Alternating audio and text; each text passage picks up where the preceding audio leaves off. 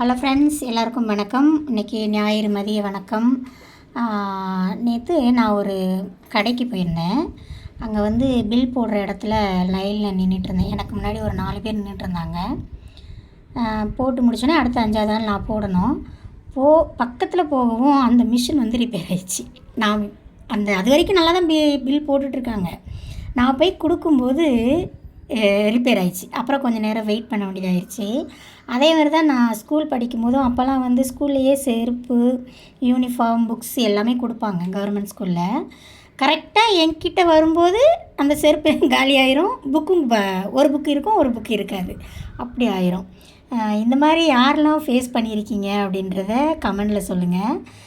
அதே மாதிரி ஒரு கல்யாண வீட்டுக்கு போயிருந்தால் கூட நம்ம சாப்பாடு வச்சுட்டே வருவாங்க, நம்மக்கிட்ட வரும்போது காலி ஆயிரும்.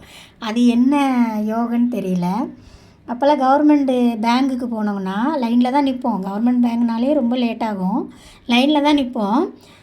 நான் கிட்ட போகும்போது அவ்வளோ நேரம் உட்காந்துருப்பார், ஏஞ்சி போயிடுவார்.